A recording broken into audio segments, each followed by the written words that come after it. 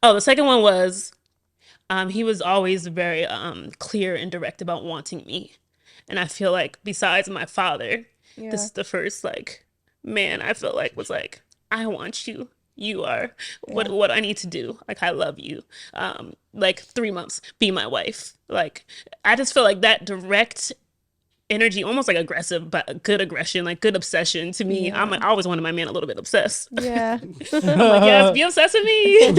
Because I'm like that. I'm like, I want to be in your skin. But I just felt like he he just wanted me in every way, and that made me feel so loved.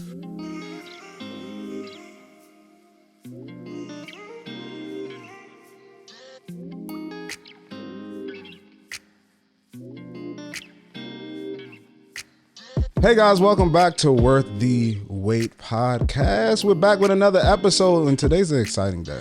Ooh. A very exciting day. We got Pink Sweats in the building and his boo thing, Bunny Bunny. Hey, girl. We've been chopping it up and having so much fun behind the scenes, but we're super excited to have convo today and learn more about y'all and your relationship and your journey. I'm super excited. For sure. Now, we appreciate y'all coming all the way from Miami. Hey. Yeah, we flew in for it. We flew in for it. But I know that you and I were talking, and we were just talking about like how much there's a lack of like sometimes seeing like black marriage and being healthy and happy. So I think it's important to like have these conversations just to talk about marriage, give a different perspective on what different people go through. So I'm excited to talk to you guys about like just your relationship. Maybe y'all can give us some pointers because we got some things we trying to figure out when it comes to certain things in our marriage. Like just like one thing I'll give y'all a heads up is like what was I talking Routine. about? Routines and like trying to stick to a routine. Like because once we travel, we like get knocked out of routine. So trying to get back to it. And when we were talking, he was like, yo, we got to get back because we got to stay in our routine. And I was like, we got to talk about that. But I want to start back. Like we're going to start back right now. We also just got here, so I'm sure y'all can give us some tips too. I was about to say we newlyweds too. We just got here. 10 out of 10 recommend, but But I think that's every like some couples have things that they are really like good at, but then you have some things that you're like trying to figure out. So that's why I feel like stuff like this is dope because you can just learn from people and learn from everybody. But I want to take it back. So Bre and I, what made our relationship so interesting when we first got together is that our backgrounds were completely different with like how we were raised and how we grew up. So I just want to know, like, just give me a lens or a look back into like your backgrounds. Like, what was the first sight of love that you saw when you were younger? Like, what was that growing up like? You go ahead, go first. I go first. Yeah, go first. Okay, so I grew up with my mom and my dad. I was very blessed, I feel like, to see a loving home all the way up till my mom passed. Like I literally saw, I always like want to cry when I talk about her. Shout out to my mom. She's like the best mother I ever could have. The perfect example of a wife. Like obviously she's not perfect, but like I just saw like black love. I saw unity. I saw through thick and thin. I got to see in sickness and in health because she was sick and my dad was like right there the whole time. So I don't know. I grew up seeing that. I always wanted that. I'm like, I want to be a wife. I always wanted to be in that role. She's like my best friend. So it's just like, I saw that. I have an older brother, older sister. I was a baby. So I felt like I was just surrounded in love. Like, I mean, everything wasn't perfect, but like they did their one too. Like I felt like I was blessed to see black love, exemplary marriage, God-centered, like very, they were friends. Like they were friends. They weren't scared to show affection. Yeah. So I saw them kiss and I saw them like, if he slapped my mom's butt, I'd be like, ew. But like, still, it was cute. Yeah. It was cute. And I don't know. I feel like I was very blessed in that aspect. And like, you know, they never got a divorce. So I always like, ain't no way out with me.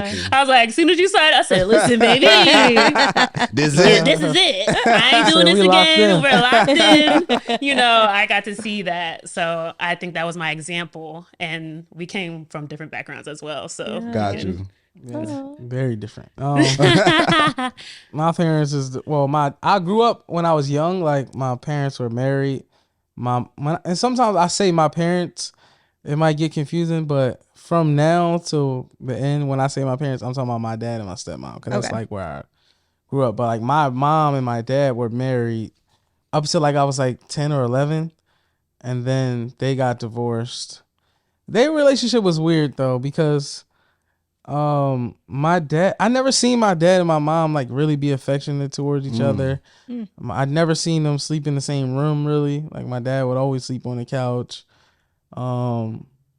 They was pretty toxic. Like they were always arguing and fussing and fighting. So kind of like when they got divorced, it was, and in my neighborhood, nobody had 2-parent homes. So I felt weird. And like when you young, you want to fit in. So like I was happy when they got divorced. I remember I was like, yo, I'm just like I'll be everybody like else. everybody else. Like Right. broken home. Hoorah. Like, so that was one of the things where I really remember being like, oh, this is gonna be dope now. Like, this is so exciting. Now I get to go to 2 different places.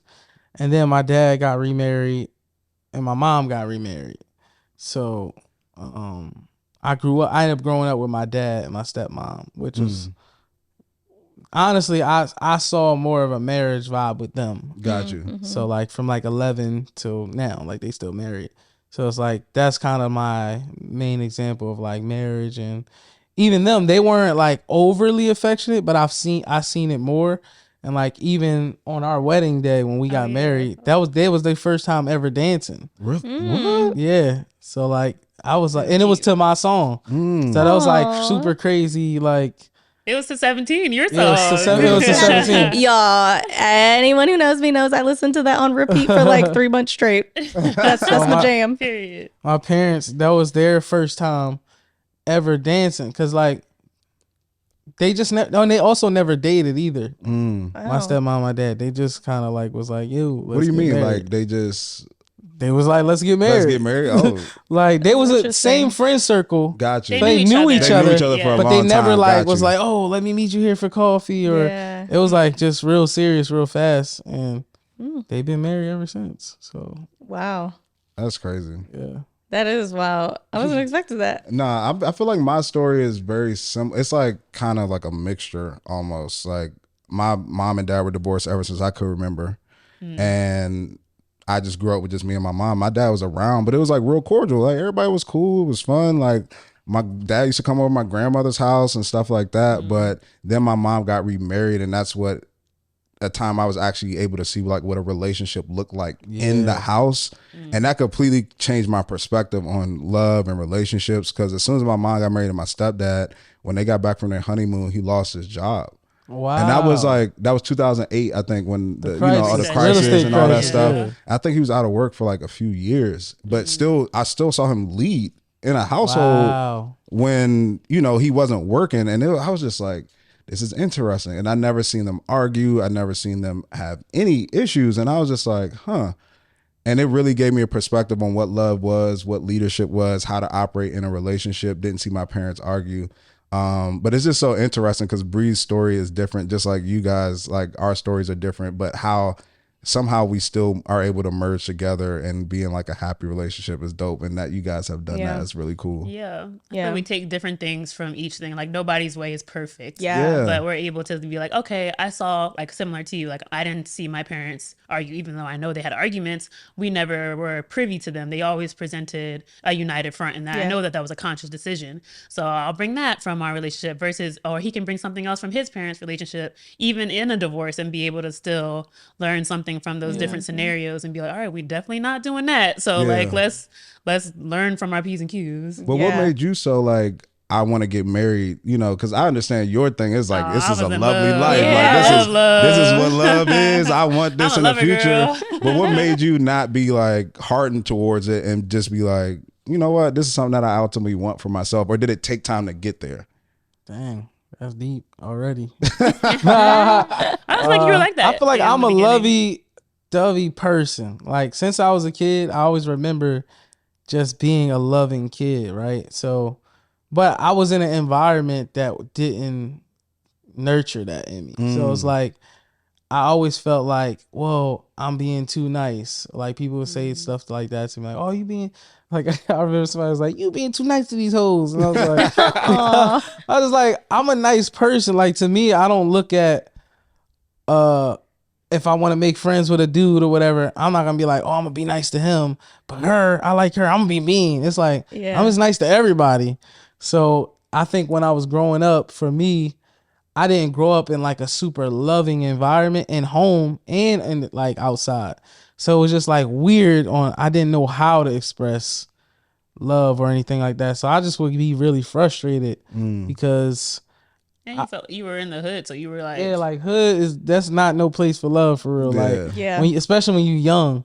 Yeah. So I was just trying to just stay low. Like that was my thing. Like I'm just like, yeah, I just want to stay low. I like the little girls that I like and keep everything just super chill. Stay out. Don't try to get blasted. You know what I mean? I'm not gonna do nothing overtly wild, like buy somebody a card or something. Cause then they be like, oh, his ass nigga gave her a card. Like, so I would just keep it chill. But I always knew that like she never had a girlfriend or anything either. Which is that goes into was she your first girl? This is my first and my last girl. That's crazy. Yeah. She's my second. Okay. Yeah, I was gonna say it's kind of similar because his first one don't really count. It was like 3 months. My first one, college. I learned a lot from that. I learned a lot from that relationship, although it was small. Wow. Because are you allowed to say that you learned something from a past relationship? Absolutely, you All should. right, we clearing that up. All right, I'm just making because it was like that was not. I never had girlfriends because I was like, I'm not gonna be with you unless I want to be with you. So Dang, like at that time I was just like playing the field, playing football in college, having fun. But I met a girl and I thought she was great. At the time, I had the best intentions of wanting to be with her. Yeah. But I was not ready. Yeah. But I had the best intentions, so I tried to make that leap. But even in that short time, I learned so much from that relationship. I learned that you're not always right, which sounds simple, right? It sounds simple. But like I was telling you need to do this, you need to do that, you need to be like this, you need to cook, you need to do this. And I was just they were like in college we were and in he wanted college. her to be like a stay-at-home like housemaker. But the issue is noodles. the issue is sometimes is like I had what you were talking about, right? It was like I had this vision of marriage, and that's something I always wanted. And I was like meeting one person out of everybody on this earth that you could spend the rest of your life with have to be an amazing thing. Yeah. But if you have this vision for yourself, then you start to build up in your mind like what this is going to be and how it's supposed to look and what it's supposed to be like. And then I put all those expectations on her at the age of 19. And it's like, you don't know how to do this, you don't know how to do this, you don't do this for me, you don't do that for me. And it's like it's like we 2 months. But you know what it is though? I think sometimes when you see something so clear in your head, you try to force it to be that right now versus like especially because he liked her, so he wanted it to work. That's but funny.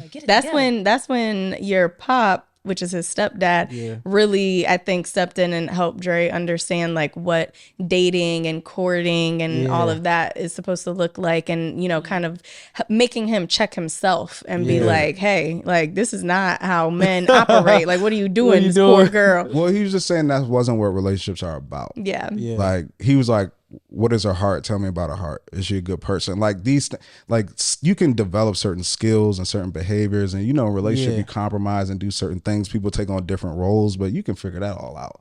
Is this a good person? Like what's her heart and all that stuff? And then when I realized that, the amount of guilt that came over me, because I was like, dang, like I was completely wrong. And I'm telling her this, like it's Bible, like you need to be this. This what men like, you know, you need to. And I'm glad I had the opportunity to apologize, because I feel like at the age of 19, 20, as a woman, like that can shape your mindset sometimes too. If a guy is like telling you constantly telling you this, you ain't doing this, you ain't doing that, that could shape your mind to be something. But I was able at least to apologize to her, and she was like, you know, we're good now and stuff. Try, you know. And if it wasn't for that dynamic, that situation, and Pop having that conversation with you, then he wouldn't have received me when I came into his life, because I ain't have nothing together. So he was only looking at my heart. And I think like that thing. Tell a little bit about your background. Yes. So, I mean, I thought daddies were optional. Like I thought husbands and fathers, like it's like optional. All of my cousins, all of my friends, like I didn't know a single person who had their dad in their life. Wow. And so I just was like, mommies take care of you, and mommies try to find like a daddy that they like that will maybe be there for 2 weeks, maybe be there for 2 years. But I wasn't with it, and it really caused me to have a lot of resentment for my mom almost, because I would look at these men and I never understood why my dad wasn't there. And I thought like she did something. I thought it was like there's a reason why these men aren't around.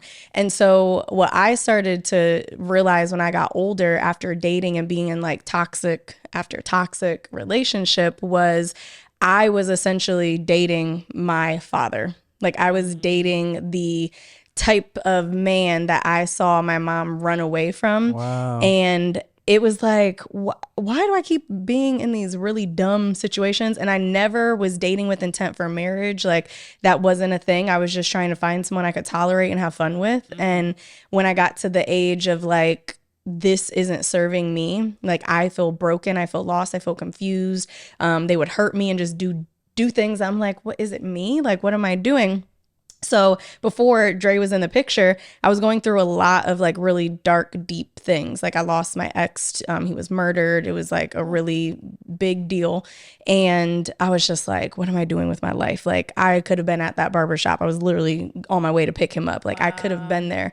And when I decided to kind of make a life shift, I was like, that's when I started to see a husband and like a life, but it was because I started to learn who God was. I was like, I'm so lost as a person. Wow. I don't really understand religion because my mom raised me to just be a good person. She was like, treat people how you want to be treated. And then her mom was a Catholic. And then my dad's mom was a Jehovah's Witness. I thought they both were crazy. I couldn't stand going to church with either of them. I was like, these people are nuts. So once I got in a space of wanting to receive God for me to be a better individual, then I understood the power of what marriage could be. Yeah. And I was like, I need to become a woman that would attract the type of man that I want in my life. And I've never seen that type of man in my family, in any friendships, like never. I don't even know how I created them in my mind because I never saw one. Wow. So it was really interesting to make that shift. And that's why I think I was able to receive him saying he wanted to wait for marriage, because old Bre would have been like, what? That makes zero sense to me. Like, no, I'm not going to marry you before I ride the pony. Like, we need to make sure this is a great ride if I'm going to be on the ride for the rest of my life. We shouldn't be doing this. Yeah, I was like, But because of all that inner work, I was able to receive him and what he was saying. And because of the person he was, and again, his heart, I was like, I could do this. I want to do this. So, yeah. So I know that you said that Bunny was your first and last.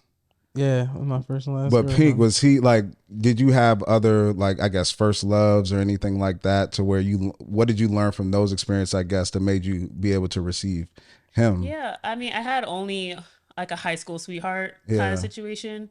But I was a virgin all the way up until marriage. Oh, I wow. already knew, like, you already when knew. I was 16, I was like, wow. I'm making this decision.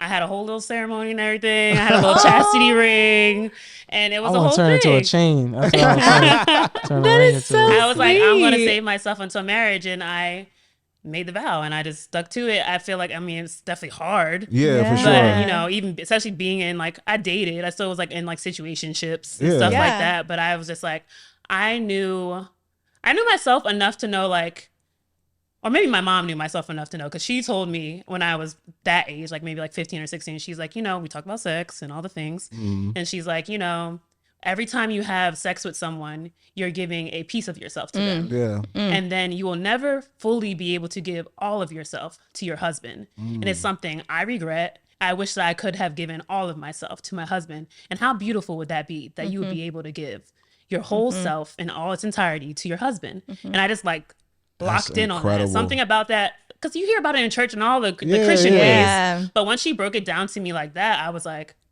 I want to give all of myself to my husband. Like, like I said, I'm a lover girl. So I was like, well, shoot, like, if that's the way to do it, I need to do it that way. So I stuck it out. He definitely, in the beginning, was like, oh, girl.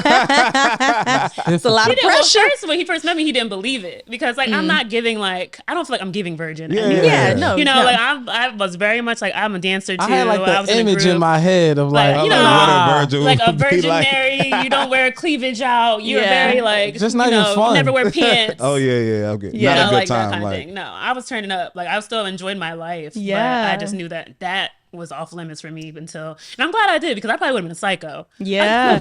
No, for real. You saved yourself a lot of heartbreak and stress. I was able to, like, I feel like that can sometimes blanket like a relationship, it can be like this like tie that you don't even know, especially with women. We don't realize that connection is chemical. It's literally scientific that you are connecting with this person.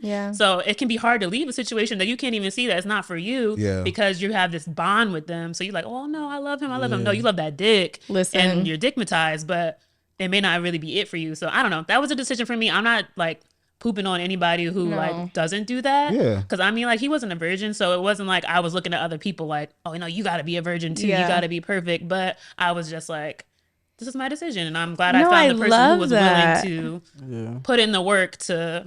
I always wondered how I, like, when I have a daughter someday, like how I'll have a conversation with her that it's like I don't want to force what we did on my kids, but I do want to be able to express to them. And I love that you said that, because then now I feel like I know how to approach the situation. Like what your mom said, that's so what I told her. I was like, what did she say to you? Because if we have a daughter that's stuck that long, like it's stuck like that long, I'm not sexist with it, because it's certain things where I'm like, dang, like I wish that I fully would have just had the courage, because I was raised probably more churchy than her.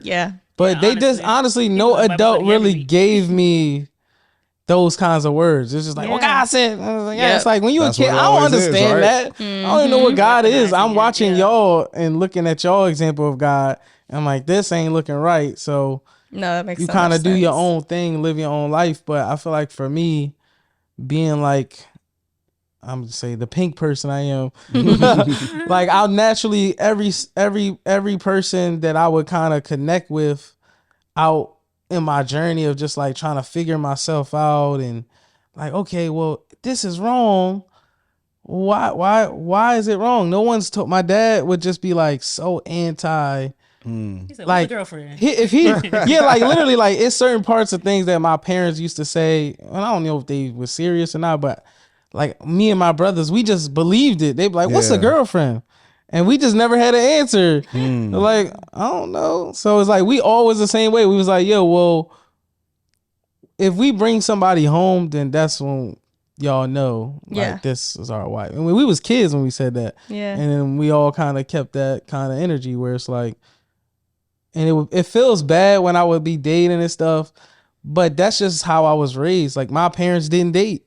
So it's like, that's the example that I have. It's like, I don't need out other people's validation by calling you my girlfriend or something. I need to know that like your spirit, your heart and mind, that's all aligned. Cause we could do this tomorrow for real. If it's, you know what I mean? Cause we making a decision.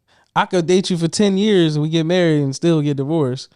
That's not bulletproof. So it's kind of like how I always thought of it was just like, all right, well, if we vibing and our values align, to me, that's when it just made sense. Cause she was challenging me, but those was my values. It's just, I had to be re-jolted into it because it's like, wait, I really believe in this stuff. This stuff that I grew up on that like, doesn't allow me to maneuver and be like all the other guys that I knew. Like I can't just play a girl and be like this or that. It's like, no, I'm like, I'd rather them play me first. I don't want the guilt of being like, I did somebody wrong. I'm dying to know, how long did you guys date before you got engaged? And then how long were you engaged before getting married? So it was like 1 year. Yeah, 1 year. But we got engaged like during COVID. So it was like, I didn't want a COVID wedding. I know. I was with it. He was ready. He was like, all right, we engaged. Like we knew each other. We were friends for like years. We had met in Philly like a long time ago. But it was like, we were just like homies. We see each other when we see each other. Like we're in the same city, we hang out. Very like only on about like music and like friendship. Oh, sorry. Yeah, my bad. I yawned. That wasn't for no reason. I just was yawning for some reason. Right. No, I don't want nobody to watch it and be like, what was that about? Oh, that wasn't not true. No. So then I feel like after we became like boyfriend and girlfriend, it was like 3 months, and then we got engaged. He was like, all right, I'm putting a ring on it, and then it was like COVID.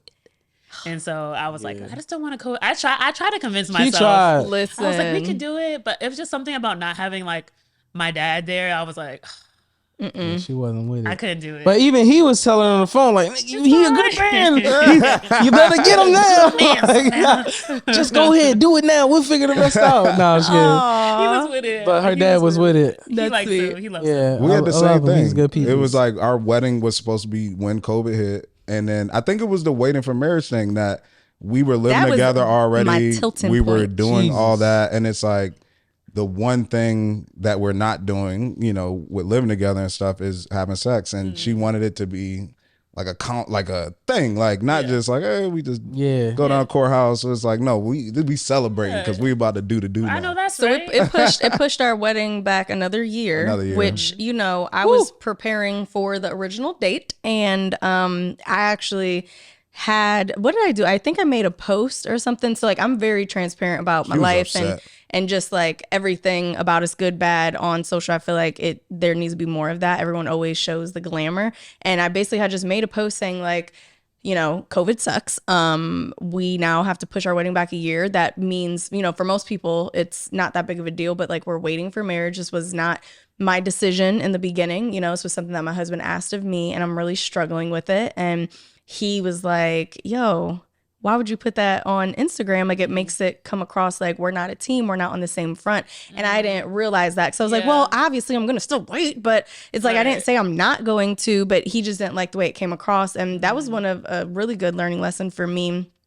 Just when it comes to social and appearance and presentation, it's like, you know, perspective is big. And I ended up having to like reword my post, but I really was angry with him. And I was just like, God will love us either way. This is really like, I was like, another year. Like I was like, I don't feel we need to go to the courthouse and get married. I feel like let's just do the damn thing. Like, we waited for a specific reason. It was to have a happy, healthy relationship with a strong foundation. We have that. I was like, nothing's changing in a year.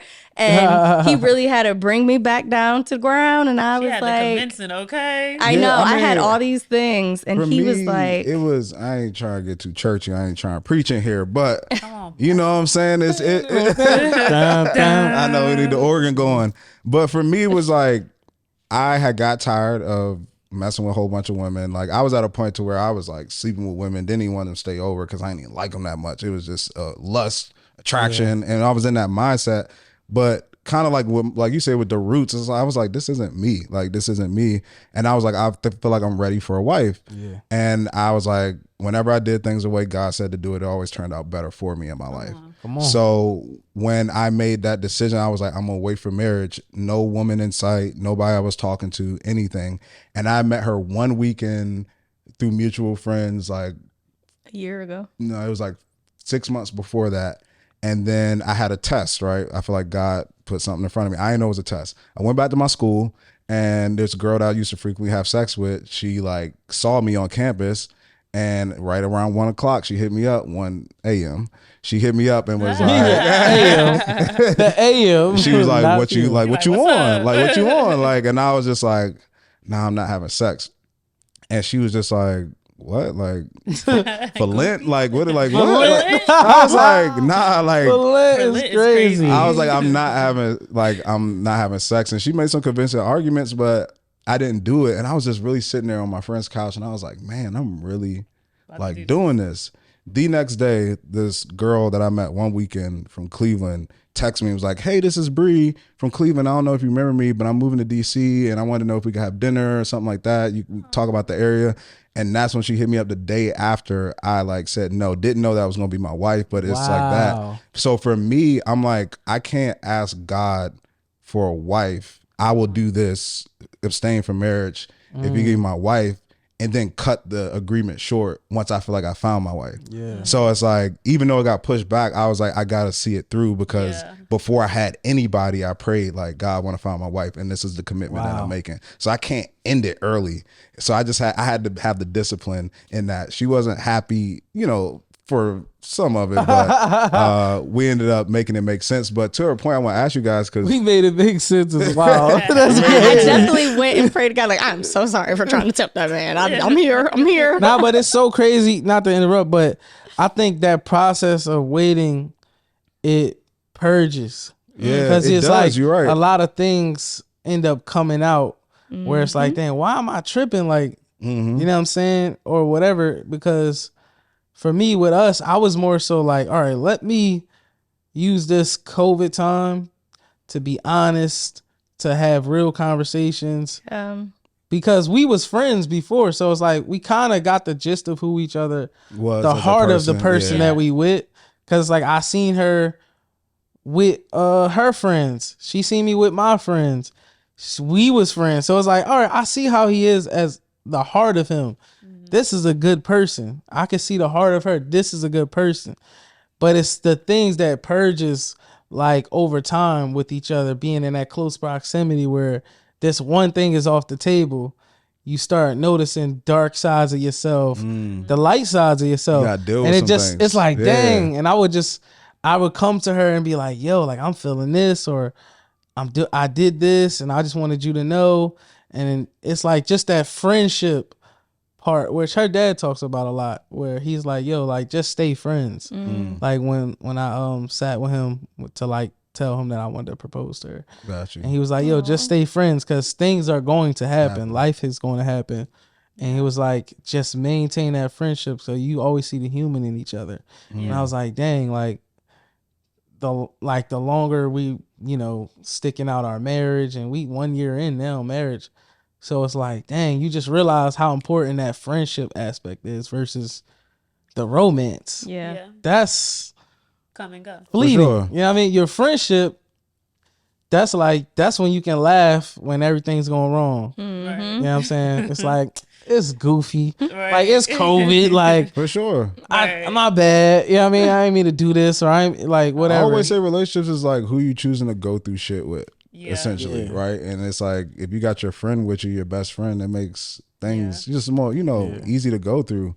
But I know earlier we were talking about the social media stuff, and I know that here y'all we go. public on social media and with y'all relationship. So how do y'all deal with? I know we dealt with backlash when we decided to wait for marriage but live Really? together. Oh That's, yeah. You know what's My crazy? You community- always deal with backlash from the good stuff. The good I stuff, know, right? it's I said so y'all And got- not saying that with everybody, I gotta be politically Yeah, correct. yeah, What y'all B- doing ain't BPC, wrong. BPC. But based on how we was up, raised, it's like, dang, this is what I was raised to do. You trying to criticize that? It's crazy. And it's like for us too, it was like I grew up in the church. She was like trying to figure out like, hold on, these people say they God this and they sitting here judging us, and I'm like, this how I go. Like this is how it goes. This Like, how I I go. was Like like, it's I was like, crazy. they rather us live separately, but still possibly be sleeping together, but live separately. be shacking. But if we were shacking up, living together, but not having sex at all, then that's an issue. yeah. And it's just like crazy. But I know we dealt with a lot of backlash. We deal with stuff all the time to where, she may post certain things or something like that. Or even when we first got together, she was like, all right, you're trying to get your social media jumping. Like, you don't got to post me first. She was okay with that. Because Yeah, I I was like was doing Shea Moisture men's shirtless. modeling and Yeah, all that yeah. stuff. And she was like, you're going to lose followers if you post. So it was like a thing that we were doing, but just navigating that space. How do you Right, guys? okay. Like, get the I was bag. like, just, Get I was the like, money. take the shirt off. Let me I get know this I'm angle. here. They don't gotta know. Listen. I'm Down. like, who y'all think took the picture? Like, so I'm like, but how do y'all deal with that? I feel like she used to do the same thing at first. She would be like, well, you don't have to post me because I know, da-da-da. And me, I needed the accountability. Yeah, I Because feel it's you. like, I feel like when you single for so long, you have a lot of single ways that you don't realize. You right. So like, for me, I'm like, yo, I need this accountability so that I know that people know. Mm. And then I know. So now, if you slide into his DMs, Right. Yeah. Which honestly, I'm You not know gonna you lie. wrong. Since Yeah. I post her so much and like the kind of people that I gather, because I mean, I'm like the love guy. So Yeah. since I started posting her so consistently, it's borderline. I could tell somebody's a psycho if they DM me something. I'm like, oh, For you sure. crazy. Yeah. Yeah. Like you just out of pocket. So it's slowed way, way down. And for me, I needed that accountability before we got married. I'm like, yo, they need to know, like, so that I know that they know. So if you hit me up, You can't I get know over you it. crazy.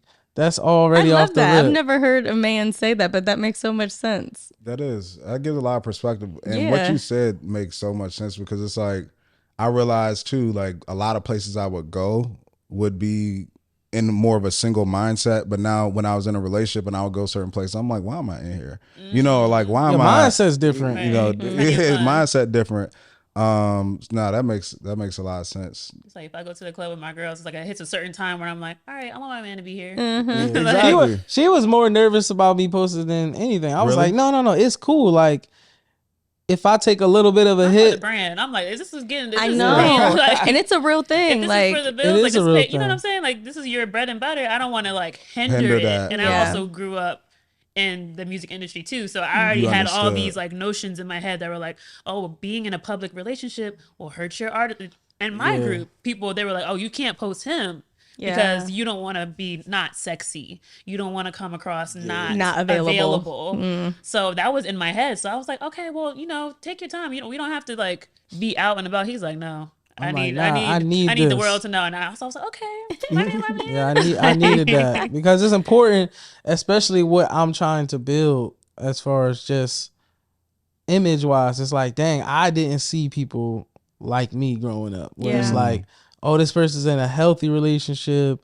It seems like things are going well for them, and they're not being belligerent or crazy to try to get your attention. Toxic. It's not. It's like, you know, Mm-hmm. it can be healthy black love, and it exists. And you can be young, and you can be cool. You can even be outside and still.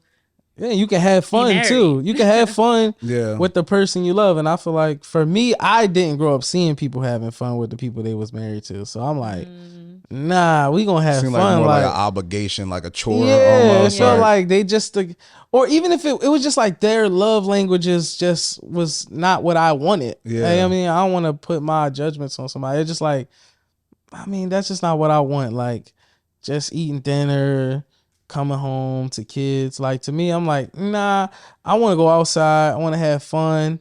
I want to live. I want to travel. yeah. And then by the time we decide to have kids, it's like we don't have a lot of things or regrets. Yeah. Versus like probably generations ago, they probably didn't have that access to the world that we Right. all do For sure.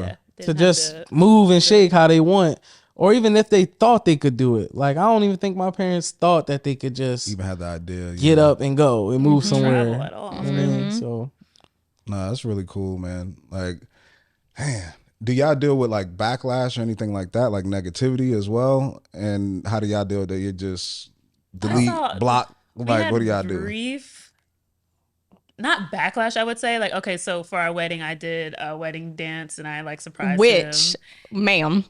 First of all, so this is one of my major things I wanted to talk about Oh, shoot. because uh-oh. I didn't. This is before like I knew we were doing this. Like I showed Dre the video, and I was so sad because I did a similar thing, like a whole 8-minute routine, and Amazing. someone didn't hit play on No, our videographer that we Well, paid that's for what I the mean. trip and Yeah. stay and Oh everything. my Don't God. delete he somebody. didn't Don't let hit them off the hook. play I ain't gonna on say the main name, camera. but So all he got was movement shots, but what side. he was doing was he would like get a pan and then all you'd see is like the floor because he's running to get a different angle.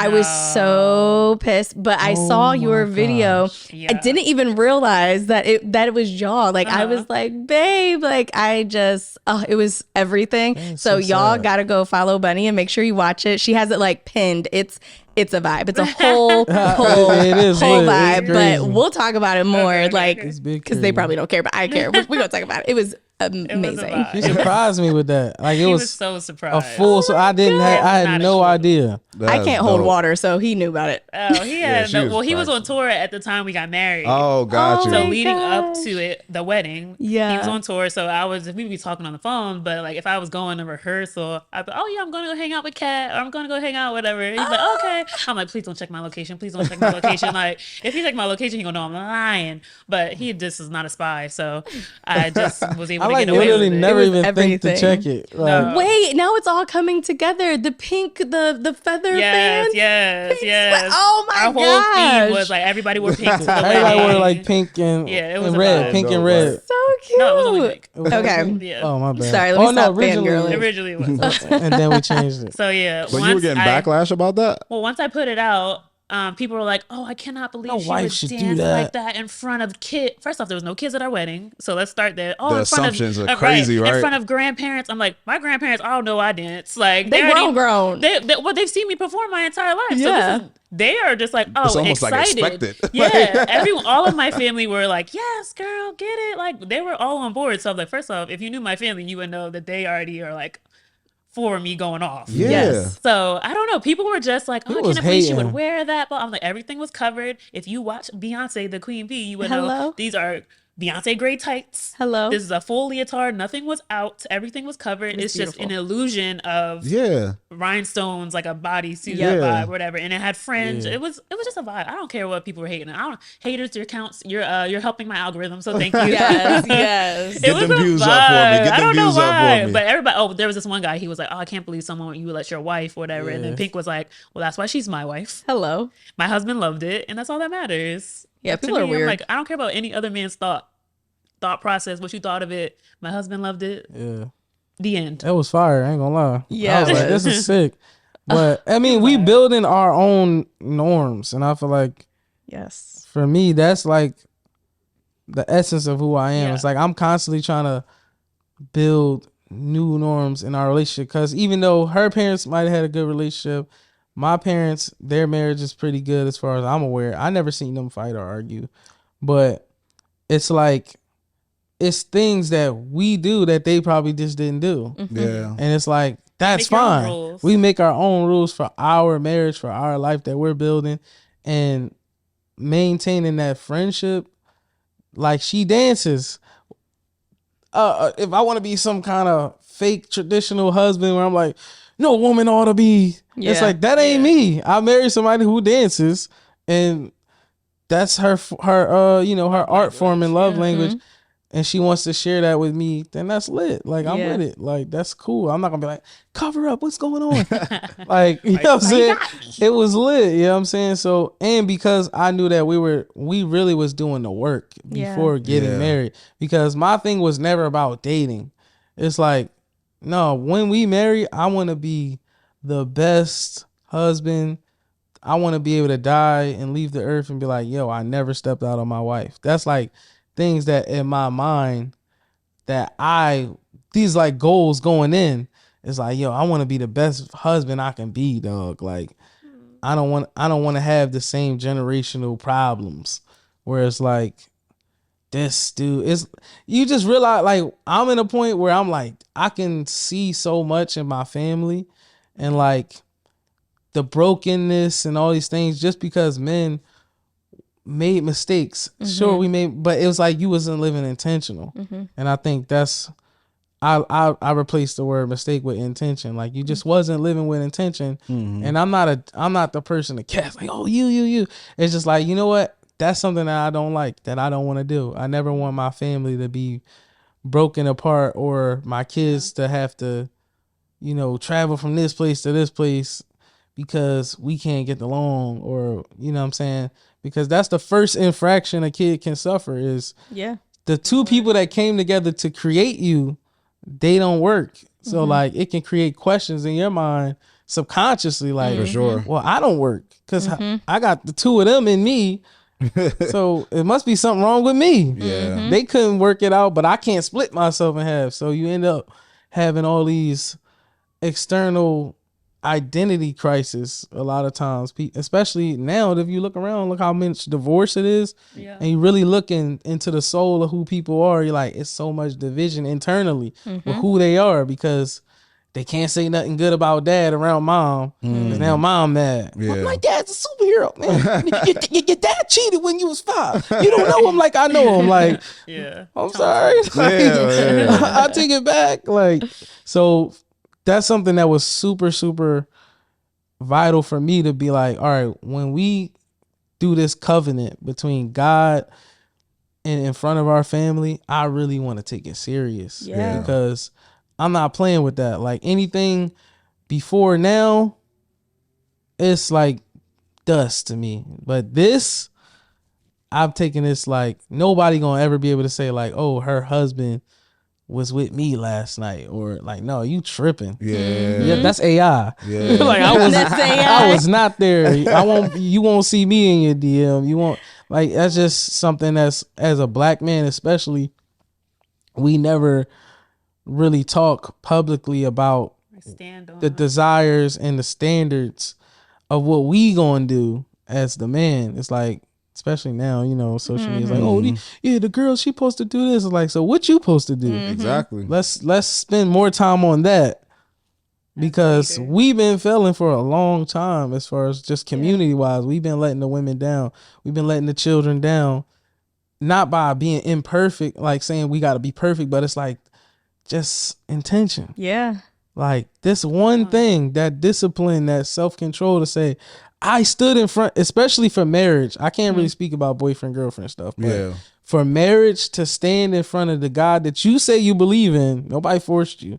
You believe in God.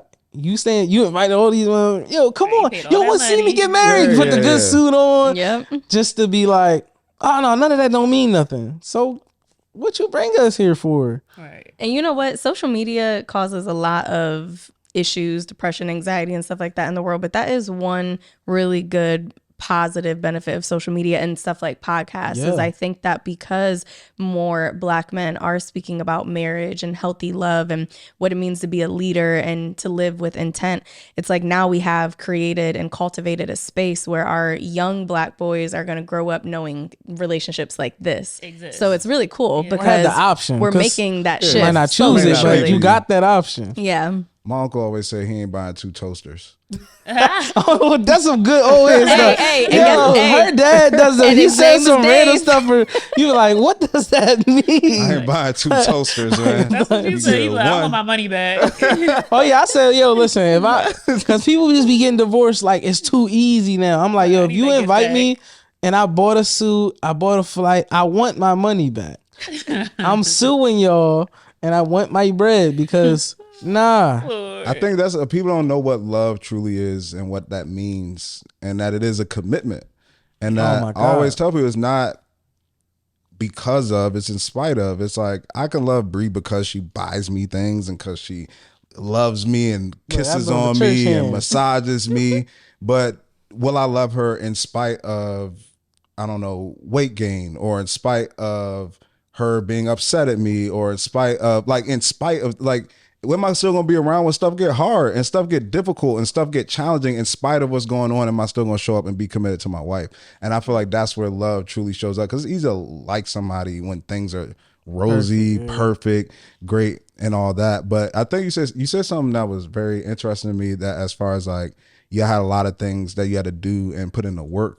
And I wonder, like, what was that work? Like, what things did you have to work on? How did you work on it? Was it therapy? Was it like reading books? Was it like talking through it? Like, how did y'all work through the things? Therapy. We did therapy. Y'all did therapy? I was like, yo, immediately. She's like, well, ain't nothing wrong. I'm like, it's stuff brewing. Yeah. It's like when you not connecting, like, you know what I'm saying? For her, she was already used to living like, for me, it was way easier for her to be like, you and me.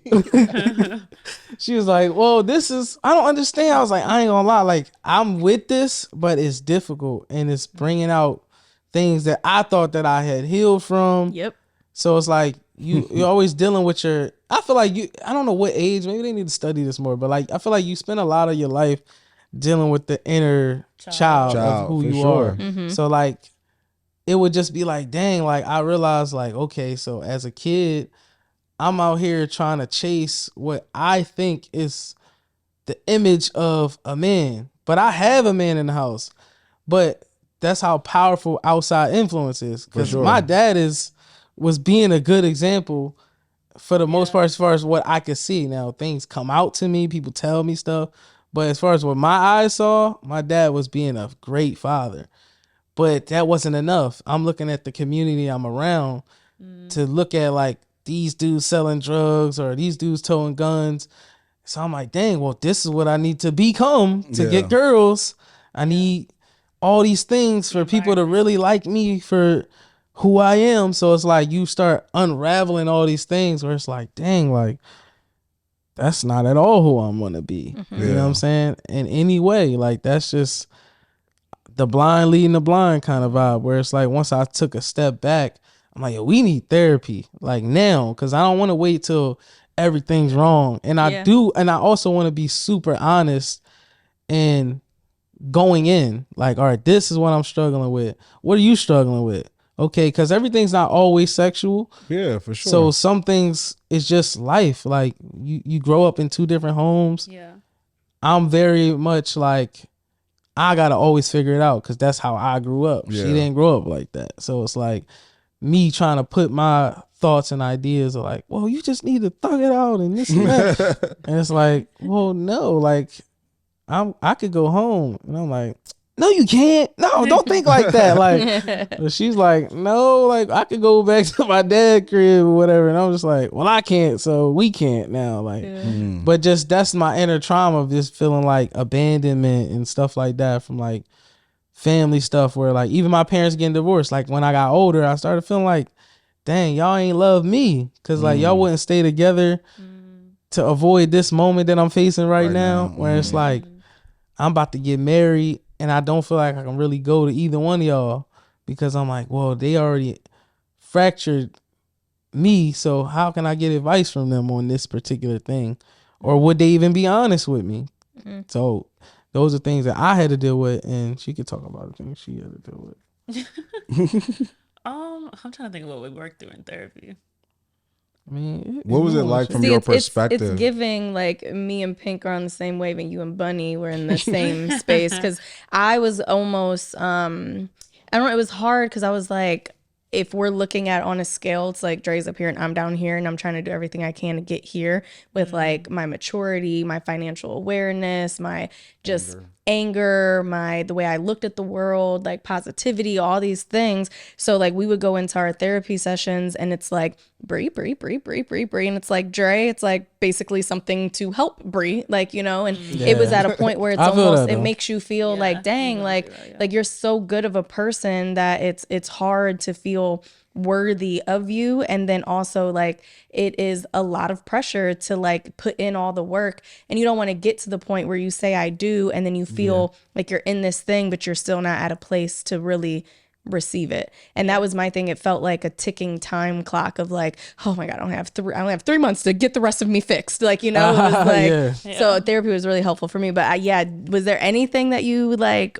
I think it really helped me like with communicating with him. Gotcha. Because I think because I grew up how I grew up, I can sometimes look at things with like rose-colored glasses. And I can just like think almost too positively, like not thinking like, oh, this could be something really deep for him. And I'm like, it's socks. Like, why are you tripping over socks? And then he has to break down, well, I never had my own pair of socks. I had to share these socks growing up. Exactly I grew up like this, blah, blah, blah. So you just taking a pair of socks. She would I would buy like hundreds of socks. And I'm like, she'll grab a pair brand new, pop the tag on my socks. I would freak out. I'm like, yo, what are you doing?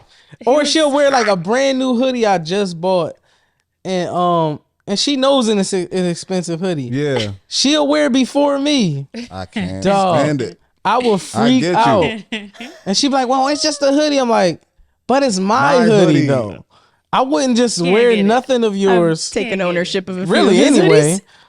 Listen, maybe it's a girl thing. Maybe it's a girl thing. I'm trying to be in your skin. Like, you should just understand that. She literally bought me something for my birthday, and I'm just seeing around the house. I'm like, yo, you wearing this every day. Did you buy this for me? Yeah, I know I did. This for us. It's both ours. It just looks good on me. I didn't mean for it to happen. happen. Yo, chill. So yeah, he pretty much had to get me together there and be like, you know, you have to kind of give me grace in certain areas where I could just kind of be like, that's not a big deal, and treating it like it's not a big deal versus being like, well, it's a big deal for him. I'm the traumatized one in the relationship. Yep. Just put that out there. It's just that it's such a challenge, and it's like you get through it, you learn, you go to therapy, and you come on the other side of it, and sometimes you can have some laughs about it, but like in it, it's like serious. rough, like and the thing is that for me, I feel like it created a dynamic at sometimes to where she would put me on a pedestal as if there was nothing wrong with me. And I would always use the analogy sometimes like, all right, we go to the emergency room, you got an amputated leg that's bleeding and I got the flu, and it's like all the attention is going on you, and rightfully so. But I'm still sick too. I'm like sick too, I need some attention. I got some stuff I'm going through, That's but really it's deep. like Yeah, I like that. we all are focused on you because there's certain things that you're trying to, figure out and get together. But that was challenging. So then I was held to almost a standard of perfection at a point to where if I would do anything wrong, then it was like, how could you do this? And it was like the end of the world versus like me having grace. And then I also had to learn to give her grace because like you, in a little different way, I was an athlete my whole life. So coaches like, yo, either you injured or you hurt. Like if you injured, sit on the sideline. If you going to play, I don't want to hear you complain about nothing, right? So for me, it's like, I don't like complaining. I don't like hearing about nothing. I'm like, this ain't that big of a deal. Get it done, get it done, get it done, get it done. And I had to give her the grace to understand like how she works through things, to understand the person that she was, and then truly get to a point to where I understood how to love her, what her love language was. Cause love language was a big thing for me, man. Like I was loving her the wrong way and I was showing her love and she came to me and was like, I know you love me, but I'm just not like feeling it.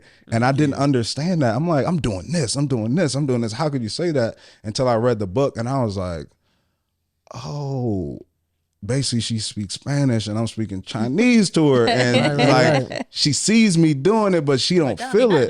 Like it don't mean nothing to her. So I had to realize like, oh, that's what that means. And also understand physical touch isn't sex. It's like hand on the leg, arm around you, holding hand. It's like different things if that's your love language. So that was a journey for me. Where you say y'all dealt with that too, like the love language thing, like kind of figuring that out and navigating. Yeah, she helped me with that because I'm hyper, and I feel like when you got like certain traumas, you become hyper sensitive to other people and how they feel. Mm-hmm. So like for me, which kind of plays because I'm an artist too. Yeah. So I express that through creativity, but I'm super in tune to how she feels all the time, which for me, it was exhausting but I can't turn it off. Yeah. Like I've just been that way like most of my life. So it's like, I felt like she wouldn't understand what I needed at the time. So it's like, I would try to make sure like, okay, she's cool, but she grew up in a house with a certain kind of dad where he's working, he comes in the crib, he's doing more of the tending. So like certain things she probably just didn't really see, but it was happening. But it's like, oh, well, maybe I was a kid. I was playing or doing. So it's like, for me, I'm like, well, I didn't feel like she knew at that time what I needed, like how I needed to be loved in a certain way. And she kind of taught me about love languages by just showing me stuff. Like, I'm like, okay, well, maybe this is my love language. And then we'll try that. And I'm like, nah, that's not it. Yeah. And then she'll be like, whoa, you changed. Like, your love language used to be this. And then I'm like, oh. So then I was realizing, like, different points in your life, you need different kinds of love. Yeah. So it's like, okay, well, she kind of helped me identify the things that I needed. And then I was even able to identify the things she needed more. David Gottman, I think that's his name. Him and his wife, that book you're talking about. Yeah. So we kind of jumped into that world. It's just like, okay, how do we be the version of ourselves for each other? Mm-hmm. And I feel like to me, that was super cool because I never really saw that right in my face. Like my parents, they could have been doing it, but I just didn't see it. Mm-hmm. Yeah. So I was like, yo, like, it just felt like I'm just really rocking with my homie. So it's like the whole process of like us, I would say, becoming one, because that's a never ending process in marriage. But I think the beauty of it continuously is just us being friends, because there's certain things we not going to get right on the first try, but it's like we can laugh, we can joke, we'll go out to dinner, hang like we just homies. Like it don't always have to be a thing. It's just like this my homie. Like when I'm telling my friends, like I can't always relate to everybody's situation when they're like, man, she doing this, and I'm like, I mean, we kind of just chilling, we just fooling, like we having a good time. It's like literally this is my best friend. And even when she go out, I'll be wanting her to go. I'm like, go hang out with your friends. Like, do you? I'll be at the crib watching anime or whatever. She called me, you gonna come out too? I'm like, babe, I'm like right in the middle of this anime. Like, y'all just have fun. Do y'all? So yeah. No, I love that. I think it's always so weird when people get married and then it becomes this thing of like that they don't have their own individual like hangout times and like guys night, girls nights. Like that stuff is so healthy in relationships, and it's something that, you know, even I think for me, because I didn't really know exactly what marriage looked like, I was afraid of that. Like, oh, I'm not going to be able to like have fun and like do things as an individual. And now that we're married, it's like we enjoy very different things. And like there's certain things that we do together and love together, but then certain things where it's like, yeah, bye, have fun. That's what I think makes marriage feel great to Yeah. me, is that it doesn't feel like a cage or a prison. You know, like some people make it feel like, oh, like, you know, I always go, oh, he got another one, we lost another one. Yeah, lost another soldier. It's like, what? Like, this is dope. Like, I got somebody who I can trust, depend on, like 100% there for me. Like you said, my best friend. Yeah. And I can still hang out with my friends. I can still like go and do trips, guide trips. Like I don't feel limited. I think that's everybody individually, because like I feel like some people that I know, they shouldn't because of them, not because they're not because like, guys shouldn't be able or should. No, you can't. So it's like, and I'm like that though. Like I'm like I don't need to be in no environments where my brain start thinking of things, because I'm creative. I get real creative real fast.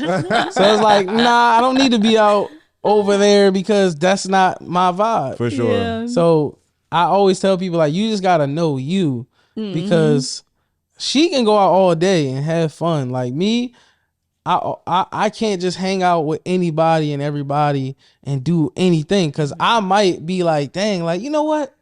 Let's go to the next level. And now like I'm doing well, so you just got more access to do stupid stuff where I'm like, nah, I'm gonna keep myself accountable. I'm gonna watch my anime, I'm gonna chill. If she want me to come out, I might pop out, but I really don't even like being out with a bunch of dudes like that for me. Yeah.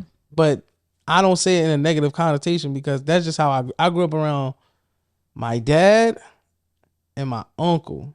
I don't have a lot of men in my life, so it's not even like a lot of people. And I didn't play sports either. Like she's like a sports person, athletic. I'm obviously not athletic. I'm a music guy.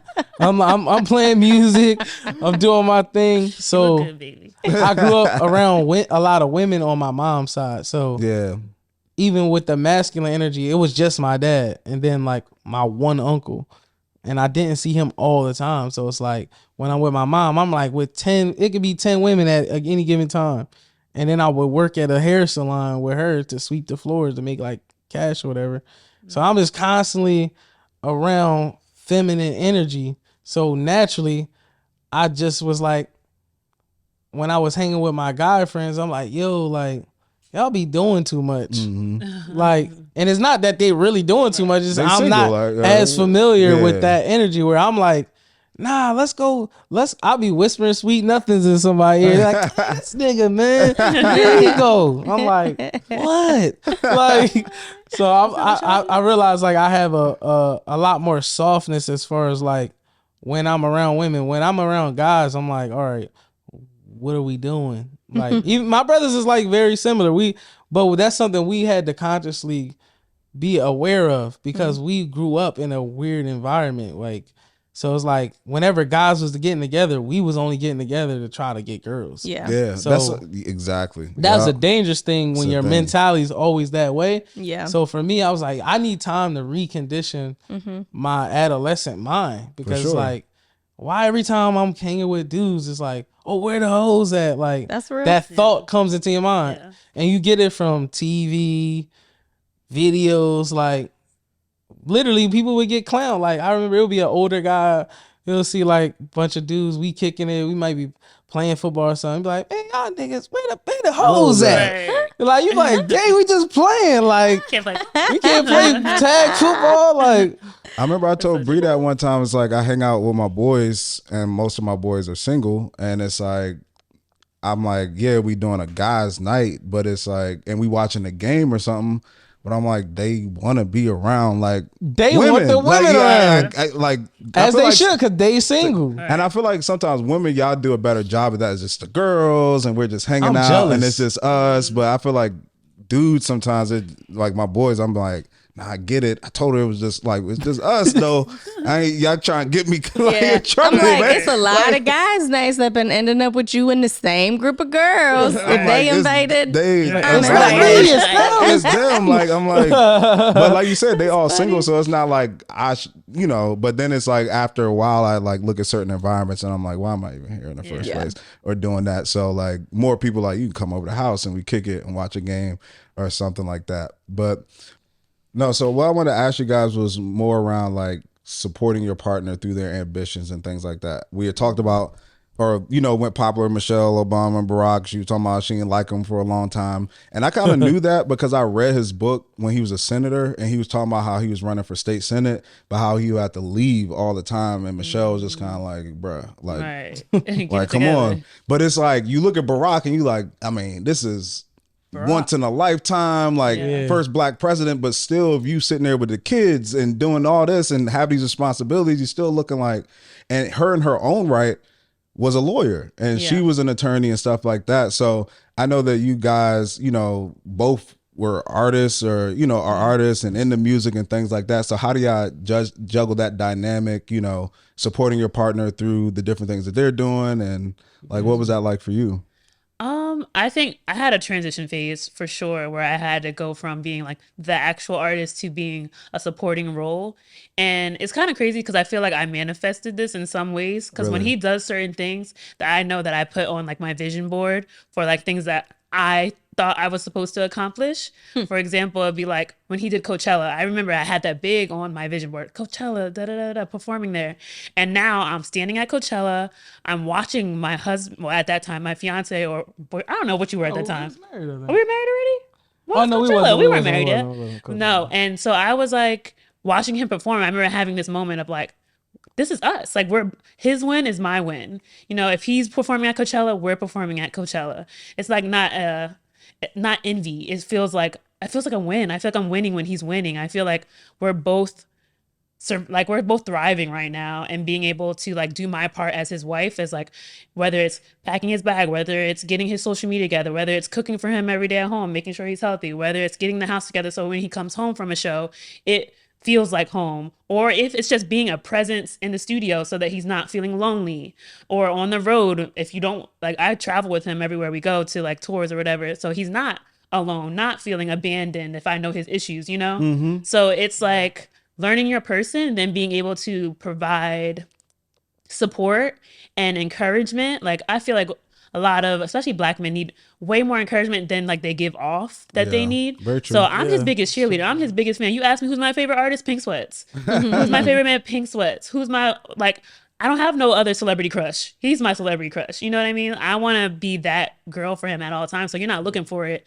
in any other way either. So I don't know. I felt like I had to, once I found the value in my role, I was like, guns blazing. Like whatever I do 100%. So I'm like, okay, shoot, if this is my supporting role, I'm gonna be the best freaking wife I can be. So I'm 10 toes. And I feel like he is the best husband as well. He's also showing up for me. He's making sure I'll pay bill. I'm set. Like he's taking care of me. He's making sure that I feel secure, and so that I don't feel like you're taking advantage of me just being the supportive role. You're also making me feel like this supportive role is important to you as well. You give me the validation.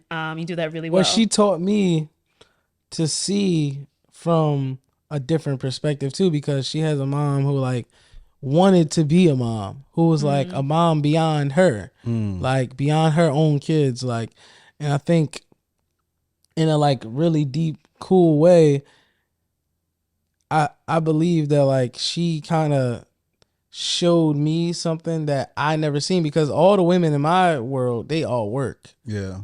And like I always would hear women talking in the salon, like hair salon and stuff, and they will always be talking about money and what men ain't doing and this and that. So that kind of imprinted on me as a kid. I'm like, okay, so I'm taking notes. I'm like, I can't do that. Like, don't do this, don't do, like, I'm listening to everything as a kid. So it would be certain things that she kind of taught me about like valuing the different roles. Cause like me, I always just think about like, well, you gotta bring some money in. Like, what you doing all day? Like, then I realized I really didn't want her working because it's so much things that I ended up needing that would be like, dang, I would have to pay all these different people when I have her and she's qualified to do those things. Like she's really good with social media. So it's like, okay, I hate social media. I don't even like being on there. So she would help subsidize my hate for that. And she'll say, oh, I'll just do it. Like you just shoot the content. I'll post it.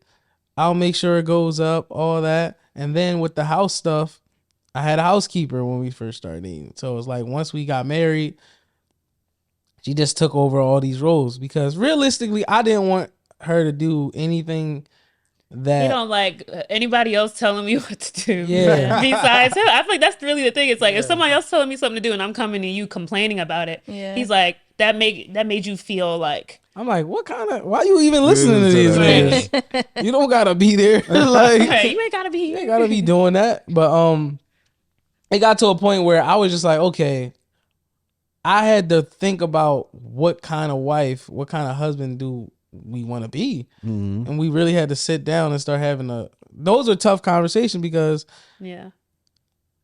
my dad worked, my stepmom worked, but in a modern day, a lot of women make more than the man. So my stepmom had a job. My dad was working. So it's like, okay, I didn't grow up seeing my dad take care of everything. So that was strange even for me where it's like, I don't know no man that just take care of everything. That's a lot of pressure. It's scary. And I feel like a lot of guys, we don't articulate that part of it where it's like, I'm kind of nervous for real. Like, I don't really know what that looks like. And even when I do, it's like rappers. You know what I mean? People that I don't idolize rappers and artists. Like, I respect everybody what they do, but those are not my idols of like what men should be anymore. So it's like I have to look around at everyday people that I know, and I'm like, well, this makes me nervous because I don't know anybody that does that. It's new. Do you? And she's like, well, yeah, my dad did this and my mom did this. And I had a negative connotation because I'm like, well, no, you just gonna be at the house poisoning the kids against me. Like, that's what y'all do type thing. Because these are the things that I grew up seeing. So it's like, it would make me really nervous. And then she would just be like, no, like, that's not. And I would see her really act it out. Like in real life, I seen her with her dad, like the love, the honor, the respect that him as a working dad and her mom being a stay-at-home mom, the love that she had for both of them. It wasn't like, oh, well, my dad, he was never around. He was da-da-da. It was no ill thing towards either parent. And for me, she really had to love me through my disposition because I already had seen so much negativity in that space where she just kind of like kept loving me through it and being like, no, like, I'm not going to do that to you. Like, I'm like, I don't know. Like, this is scary, dog. Sure? But then it came to a point where I presented that. I'm like, listen, how about this? You come home. We start practicing for the role now because we started getting really, really serious.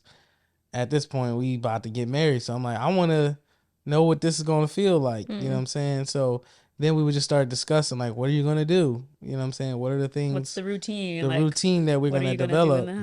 And she just start doing stuff. And I'm like, okay, I like the way this feels. Like, she would pack my bag and make sure that I had all the stuff I would always forget. Like, she would just, like, make sure it's there. Like underwear. Like, women are great. Underwear. Forget my floss sticks that I love. You're forgetting the basics sometimes. Oh, it's crazy. Mine be all over the place though. It just be. Yeah, she really filled the gaps. Me the other day, like, I'm so glad you put these toothpicks things in the. Oh, the floss sticks. That's my thing, bro. I leave them every time. I never would have thought of it. I forget them all the time. That's why I'll be telling you, wives are great, man. 10 out of 10. They're really great, and when they choose the right perspective, it's great for them too. I think that's the hard part about society now. Is like, you got all these dudes that they're doing the quote unquote right thing, but they not happy doing the right thing because they feel like they getting the short end of a stick. Yeah. And then you got the women on that side too. They mad. They doing the quote unquote right thing, but they feel like I'm getting the short end of the stick. It's like, yeah, because they have that masculine energy. I feel like is another thing too that we're battling a lot because we're doing so much more in like the day-to-day life as like a working girl. It's like you're carrying that masculine energy home, so I feel like it's a little bit harder to be submissive. And I feel like when the right husband shows up, like a leader shows up and giving you security and shows up for you, you're like, okay, shoot, what you want? Like you can be way more submissive easily without even thinking like, oh, I'm being submissive. You're just doing it naturally because you want to make them happy. You're like, I want to do whatever's going to make this work and this be love. What y'all figured out though is what I think people need to understand is that we're on the same team. Yeah. That everything that I'm doing, you're doing, we're working together and making that happen and making that a reality. So like you said, even if it's packing a bag or making sure you're healthy, like that's helping us. That's not just helping you or just helping me. That's us. But so many people are like against each other and they envy each other and resent each other for like the different positions. It's like a competition. Yeah, and it's like it shouldn't be that way because if I'm up, you up. Like if we you up, I'm winning. up. Like right. we up. Like we just whatever way that is in relationships, as we know, that changes, right? It's like sometimes it may be you, sometimes it may be me doing this for you. Like it changes. So we have to have that mindset that we're on the same team. And it's funny I said that because Bre and I were just talking about that yesterday or Friday. Like their whole conversation, what they were discussing. Yeah, I'm struggling. She's struggling. She said, I'm struggling. I really am. And That's when real. I struggle with something, it's like I can't like escape it or run from it. It's like it's on my mind constantly, nonstop, and it's like it's just very weighing on me and like makes me mentally drained, physically drained. But basically it was like, before I met Dre, I was like super independent. I already had my own business. I had investors. I had all these things in place. And then I meet this man and I'm learning about God who says be submissive. And I'm like, what is that? And really learning a different dynamic that I wasn't used to. And it went from, Dre being like what we would say a quote unquote regular guy, like just a property manager, like had a normal job, like living in the DMV, and where he is and who he is now. It's like it was an extremely quick execution of like he just scaled from like here to there immediately. Game changer right there. And it's hard when you have a dynamic of like, I feel like I've always struggled for everything that I had or anything that I got. It was like a tremendous amount of struggle. And when you're with someone who I feel like is just touched by the heavens, it's like, it's just things just come so easily for him. And it's hard when, I'm like, I know that you have no idea what I'm talking about because the struggle that you haven't seen, that type of struggle, the dynamic of our relationship and how he became who he is now and all the things that he's doing, it all happened super organically and natural, as if God was like, let me just lay out the map and you just follow. Whereas for me, it's like I'm climbing trees, I'm knocking down bears, I'm doing all these things, and then still I'm like, where is this? This isn't where I was even trying to get to.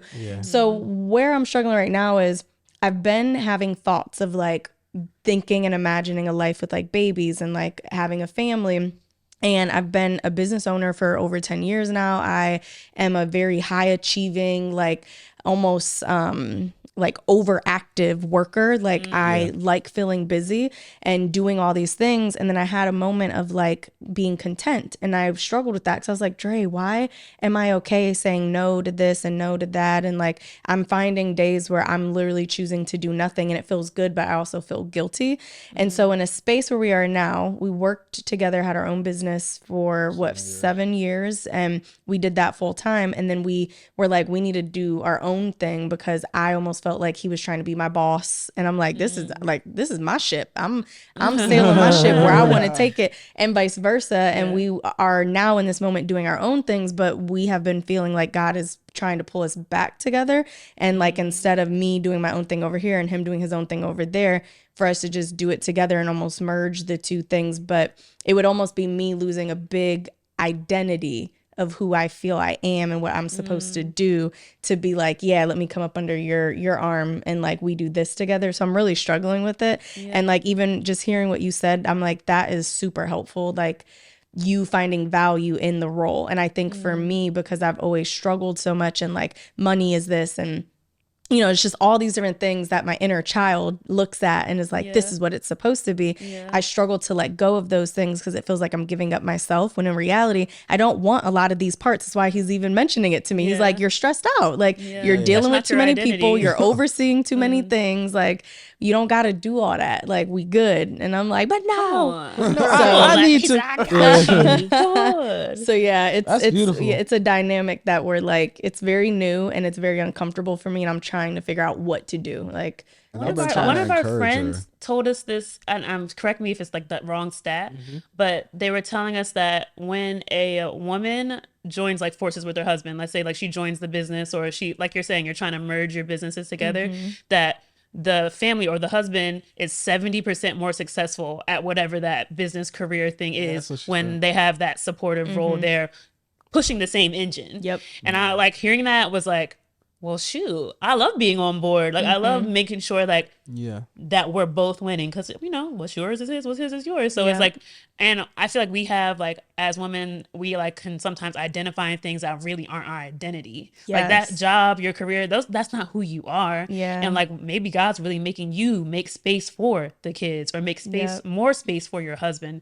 Like, oh, I don't feel like doing anything today. That's because maybe in, like, who knows, 9 months, you might be having, you might need that time. I don't know what y'all doing over there, but, you know, you never know. No, that's so good. And thank you for saying that, because it's, you know, my husband can talk me till I'm blue in the face, but like, sometimes when you hear it from someone else, it's super Or from helpful. another woman. Yeah, another. Sometimes it's there. I tried to tell her when we were talking the other day, though, I'm like, I don't think you give yourself enough credit. But even like, for me, I'm like, where I'm at now versus where I was, like, I wouldn't have, like, we came into this, I was working in property management. We started our business in social media and branding because of her skill set. And because she was able to do those things, she did the majority of the work. I did the back end strategy, but that helped elevate us to where we started getting more clients. Then we were able to sign a big client called the St. James, but that's because the business was already built through her talent and abilities. She helped me to grow my social media and build my platform.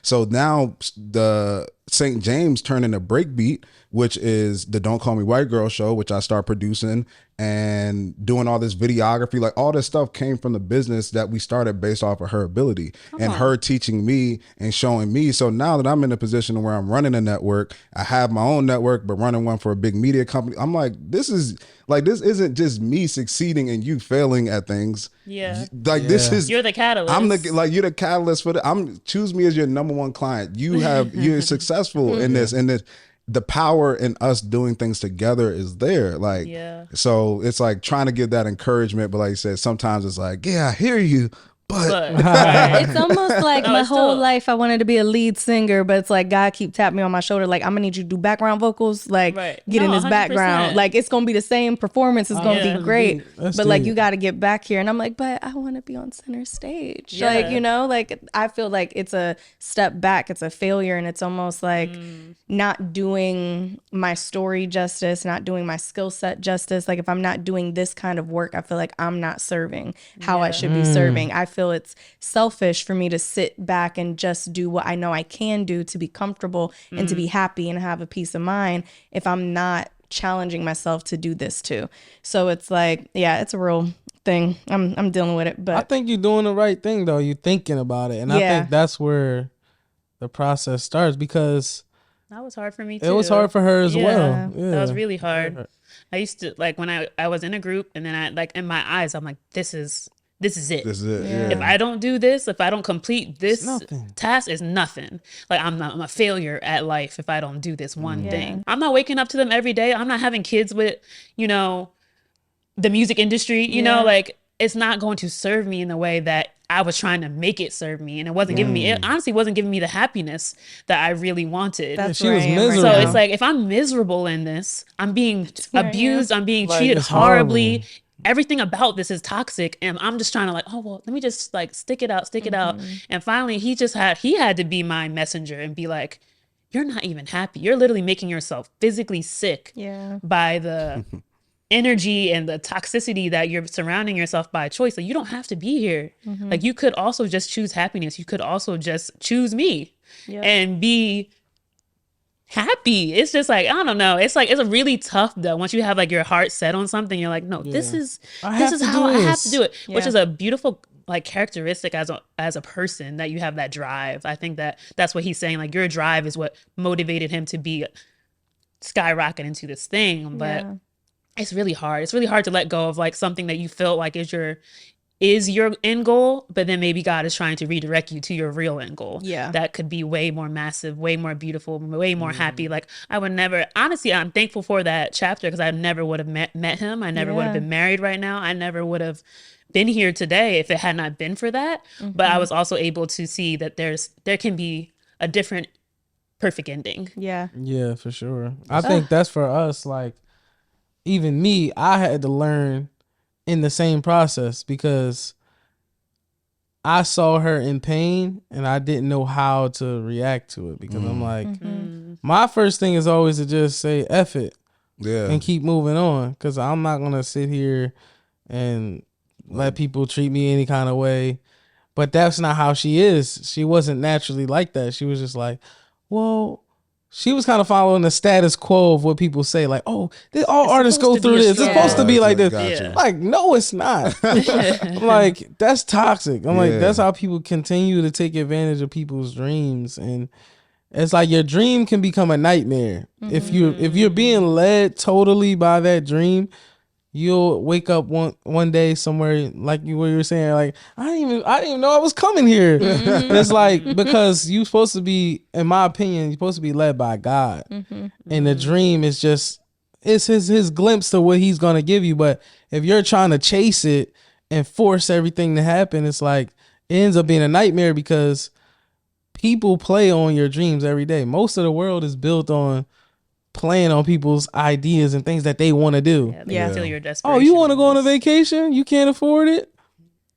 We got this thing where you can pay later, which is cool, but most people ain't going to have the money to pay it later. Timeshare. They pay the timeshare, never end up going to the location and still owe a bunch of money. So I had to learn how to love her and speak into her during that process. So it was like, we both was learning at the same time, where it's like, nobody never encouraged me. Nobody really was like in my corner. So I didn't even know I don't know what that really looked like. I'm like, well, just quit. Like, just stop. They making you unhappy. That feel like you failed. That felt like failure.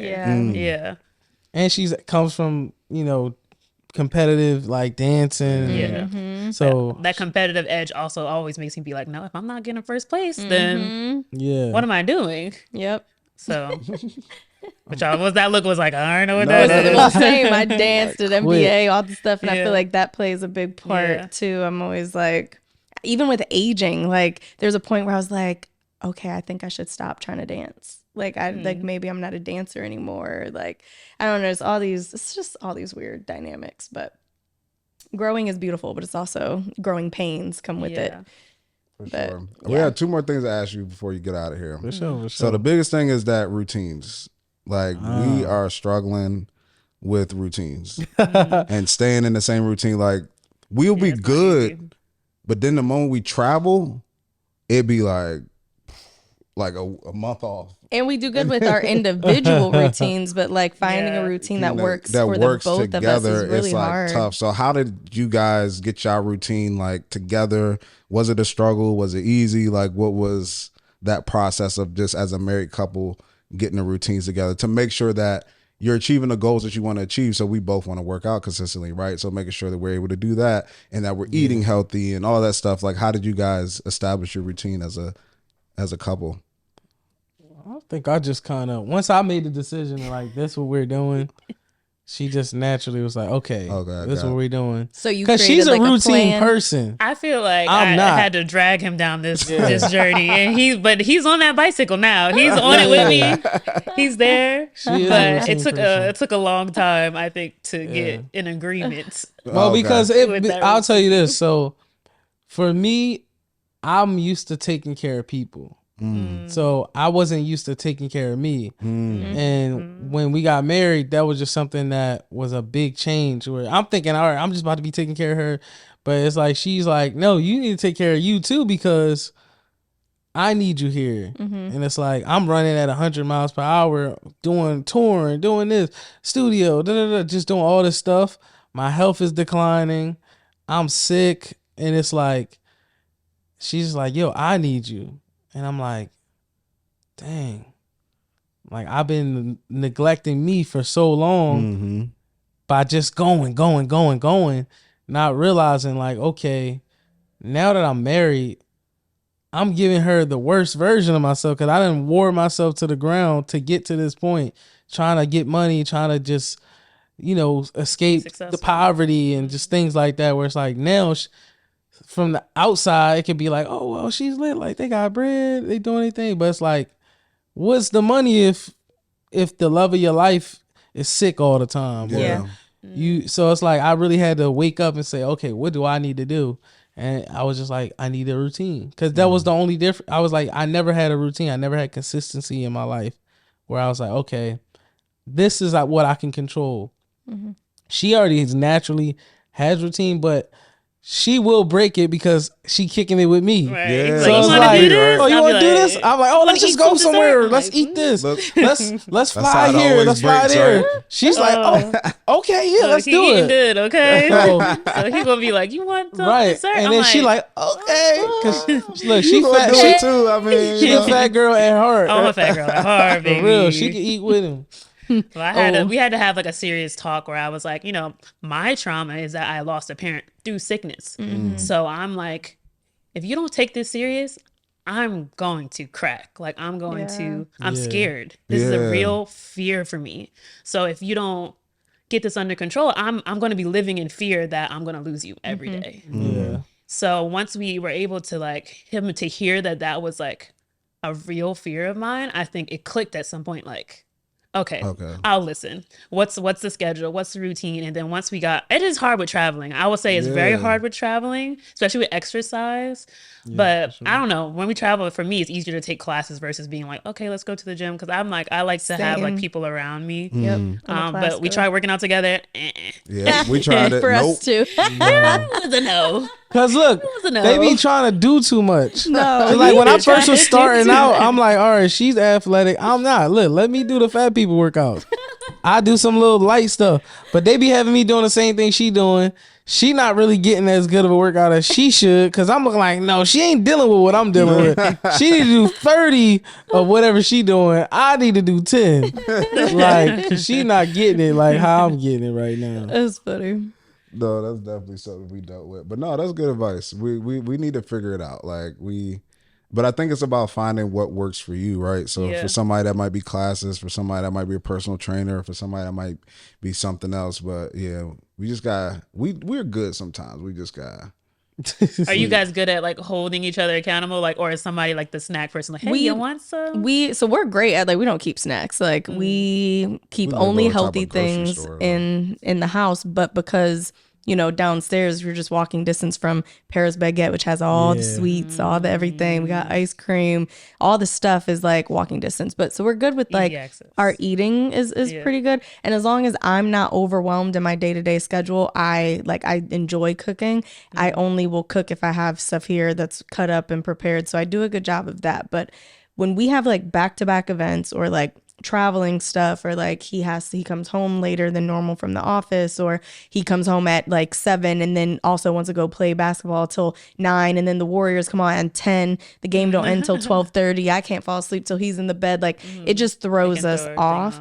Honestly, your sports is a big contributor to throwing off our routine. Hilarious. It is. I mean, yeah, it is. But I think it's 10:30 like games. if you work hard, you have the things that you enjoy, whatever that is. So you have to figure out a way to include that into, the discipline and the schedule. And I 100%. always say that like motivation is lighting the flame, but discipline is sustaining the flame. Yeah. And in order to sustain the flame, you got to build a mechanism that works for you to sustain it. So I think we just have to cater things to, work for us and our dynamics and the things that we like and the days that it happen. So we're just still trying to adjust to that. But I think it's also just like trusting the other person. Like even with Bre, like I'm always like I'll do it myself type person, right? Like if I'm hungry, I'll go get something to eat. If I want something, I'll go get it. She said it's hard to surprise me because when I want something, I just do it. It's so I don't say like I irritating. want it and then just sit there and like don't get it. Like if I want it, I go get it. But lately it's like she'll be like, I'll cook dinner, and I'm like, okay. Like I'll like I remember she And used to yeah, do that. instead of like- being like, I can cook, what do you want? And him be like, I don't know. I'd probably just grab what I feel like. I'll just be like, I'm cooking. Yeah. And he'll just be like, all right. okay. Yeah. But That that has helps helped a me lot, to stay like, you know, in a routine, and like yeah. I'm like, okay, I gotta be more, give up things and trust her that she is a way more organized person than me. So if she's saying like this is how we can keep things organized, just trusting her instead of like fighting back on it. Like this is how I normally do things. Yeah. It's like, no, you set up the routine and I got, you know, I'll just follow it, and I got to do a better job at that. Me, like cooking during the week, I think has also helped us be Oh way my more For on sure. point. Yeah, it's super hard. Weekends, almost, it just No, doesn't she'll make do like a sense, meal but- prep now. Yeah, So I'll like, meal prep it she'll in the just cook it beginning. all. That way, it's already done when he gets home from the gym or something. I Yep. was like, all right, you don't have no excuse as to why you choosing to eat something Yep. else that you know you ain't supposed Yep. to be eating.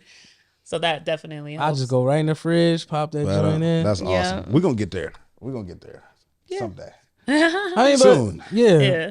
When she it's accepts not that all the she time. gonna be at the crib, you gonna be like, yeah, babe. We See, lit. look, if we just got a big beautiful house, I would be very happy. Just be at home, and I would just make my home my project. It'll take me like 3 months to fully yeah. renovate. I'll be in heaven, and I'll be like, work where? Business? What business? Right. Put me I in don't my understand. element. She will get lost in that. But as we go to the end of this time, thank you guys for sitting down with us. Number one, this thank was y'all for awesome. having us. This is very informing for us as well, and as I'm sure the people that are watching and listening. But one last question: you know, this show is worth the wait, and it was about our journey of waiting for marriage, but really about finding somebody worth waiting for.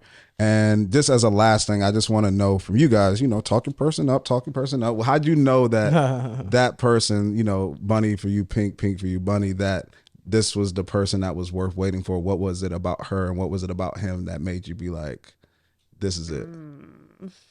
Wow. I'm gonna go first because this easier. Because I remember my dad told me love was a decision, and I feel like I was just at that place where I was ready to make that choice, Yeah. and I was like, okay, I think she could love the ugliness in me. I think she had the capacity to, and I feel like that's. I think for a lot of guys, we get so used to showing our best face. Like, oh yeah, I'm Pink Sweats, I'm doing my thing, da da da. But it's ugly sides to who I am that I don't want to show somebody. But For sure. I had an inkling that like she has the capacity to love me through that. And I just had to trust that inkling. Like, all right, something's different about it. I don't really know what it is in words, but it was a feeling of like, I feel secure, like I feel safe, and like I feel like for a guy to say that is abnormal, but For sure. like genuinely, I felt like when we would talk, I could say what's really on my mind, and where somebody would probably be like, "Oh, you think like that?" or duh, she would just laugh, like, "Yeah, it's so funny." Like she would just laugh, or she'll say something funny back, like. It felt like it felt like home, like in a way that I hadn't experienced yet. So I was like, dang, like she really has the capacity to love the ugliness that's like I'm not showing all the time. Yeah. And I feel like vice versa. I'm like, you know what? I feel like I have the capacity to love the dark sides of her too. So yeah, and then I just made the decision. I love that. That's awesome. Shoot, that's hard to follow up.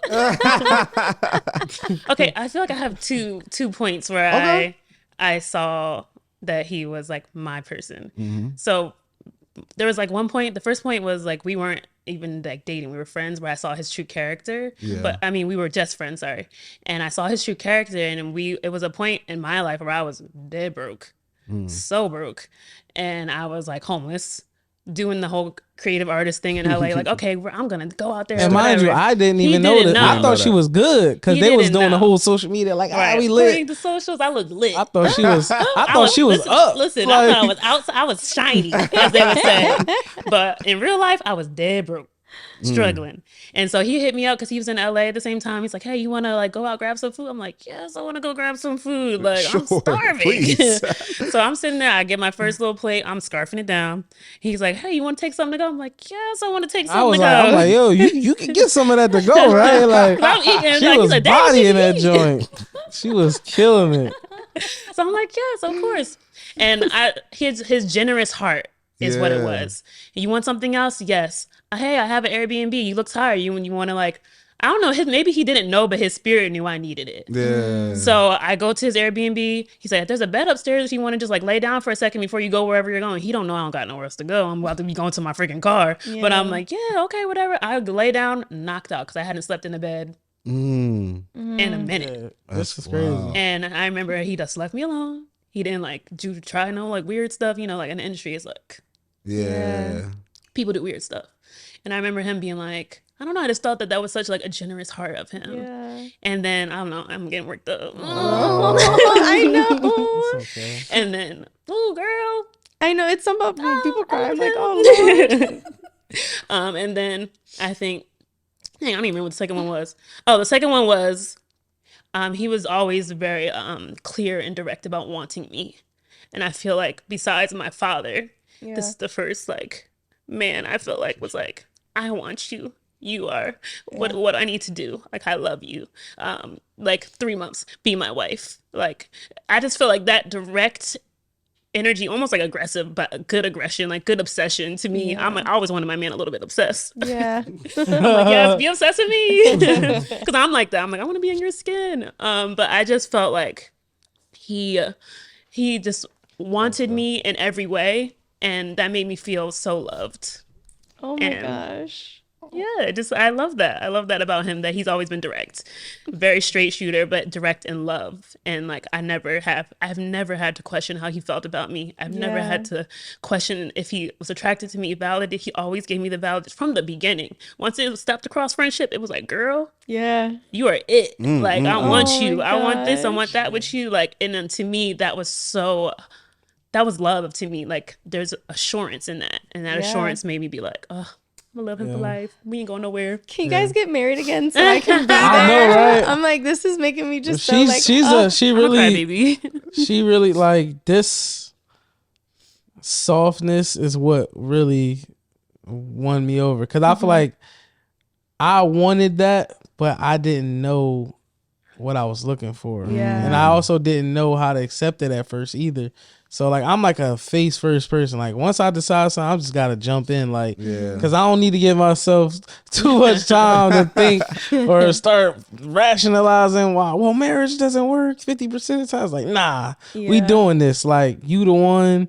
Let's jump in. And I feel like for the ladies watching who are looking, sometimes you just gotta look at men's character of like who they are, because even like our single friends who we know who are like girls, I just say like, pay attention to how he is with everybody. Yeah. Like, Yeah. I'm like, if you're with a generous man, he's not just generous to you and then He's gonna be generous with everyone. kicking homeless people in the face like, back Yeah. up.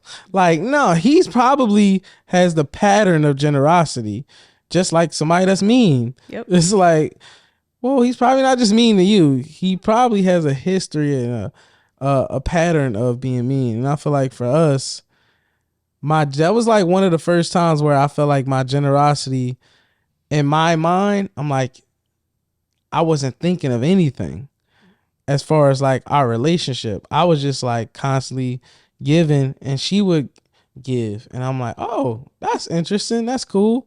Because like in my mind, and if I was dating or having fun, I'm never expecting anything back, because I'm just doing what I do. Yeah. And whether it's like, even with my homies, like I would be broke, but if I got some Still money, being a I'll giver. tell my homies, we going to dinner, we going to kick it.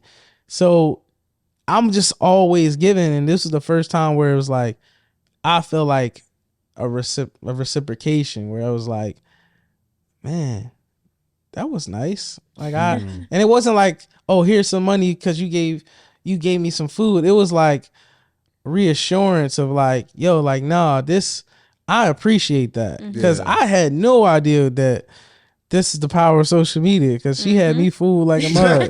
Like, I'm thinking I'm about to level up. And I got me one. She gonna take care of us.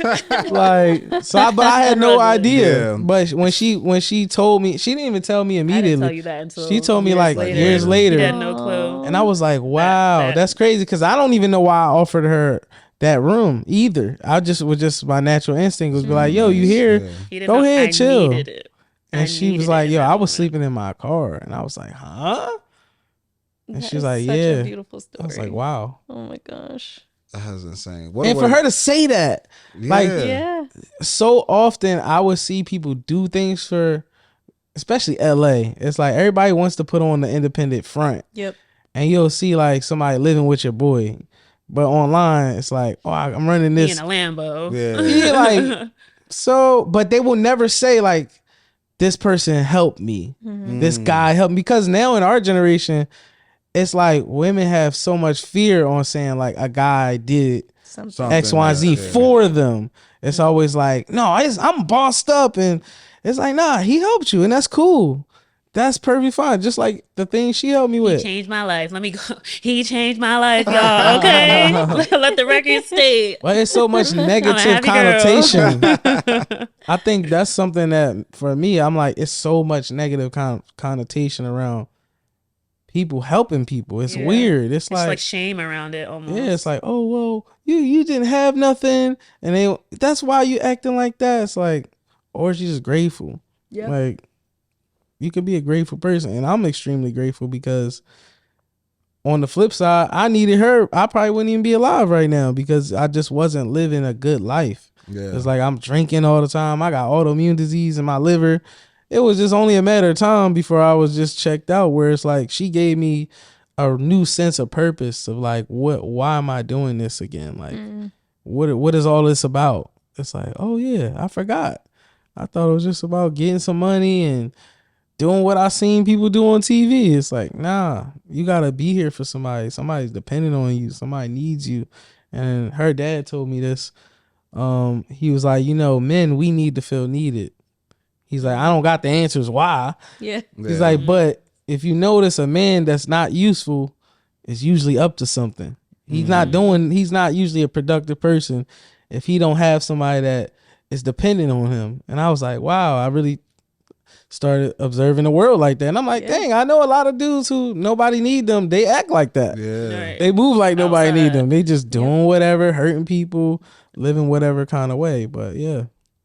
That was beautiful, man. And I'm glad this was our first interview because this is truly what partnership is all about. It's like that reciprocation, that coming together to help, achieve and accomplish one goal. And I love that love that you guys have for each other and how you've impacted each other's lives in such a positive way. Like, that's how you know you with your person for Yeah. sure. Facts. sure. Thank y'all for having us, you. man. No, No, Seriously. thank Thank you. you This is guys. super This cool. is like This is so on beautiful. time. We might have to like, do oh a my gosh, second I needed episode. this. All right, this is fun. Yes. We have to check I back got in. her crying and Right? I'm over here crying. I had to have the tissues next time. Or just put it in the We jar. dropping glasses. I know, right? Real at home. Do y'all have anything y'all want to plug? Anything that's going on? Yeah. Yes, you do. I got new music out. New music, Volume 3 is out Volume right 3 now. is out right now. You can check it out anywhere you stream music. Pink Sweats, Volume 3. Go stream it. It's beautiful Yeah, work. check it out. That's really it. And then Amazing, I'll be amazing. posting my tour updates soon You have a on song my with website. Manny coming out on We're Friday. definitely going. I got a song with Manny Wells, who's from the DMV area. It's out coming out Manny. on Friday, On Friday. November 3rd. I don't know the date. I think it's the 3rd. I don't that's know the what 3rd, today yeah. is, but yeah. Well, today is Sunday because my shirt says Sunday. I noticed that. Yeah, he has different days of the week. Sure, Oh, they does he each just- say Sunday, Monday, Tuesday, Wednesday, just like this. Because I'm in the a closet. child. He's living out his cartoon dreams right now. I love that. Awesome. But yeah, and I have check out my YouTube. she vlogging. Bunny Bowden. I'm on there vlogging what we do. I'm about to start a whole like wedding series on things I've learned from planning our wedding, do's and don'ts, things I loved, unique things, regrets, all the tea. Oh, So I if you're love about that. to do a wedding or anything, tap in with your girl Bunny on. I think it's Bunny Bowden on YouTube. And Yeah, then, we'll tag it. We'll Yeah, make do sure the tag we'll thing. list it for Yeah, you. let's do it. But yeah, I would do like vlogs and stuff on there, and then also like dance videos. So Yeah, all Y'all the gotta go things. watch the wedding dance. Like can we link that specifically? I said we could do a whole nother episode on planning the wedding and all Oh that. yeah, yes. I know. Oh. That Did you process guys Now do that is- Destination? No, it Where'd was you in do? Jersey. It was in Jersey. Oh wow, okay, Yeah. cool. Planning the wedding is just Shout a out whole Alicia nother- Keys, man. Hey, I was on tour with Alicia Keys, and she got us flowers and everything when I came Yeah. back because I had like 2 or 3 days off to Yeah, get she married. let him get off. Right, she allowed me off, and then she sent flowers and stuff Yeah, to us. she That was real sweet dope. about it. that's really That's sweet. dope. Well, thank you guys for joining us. Yes. Thank you. Appreciate it. Thank you. Woo!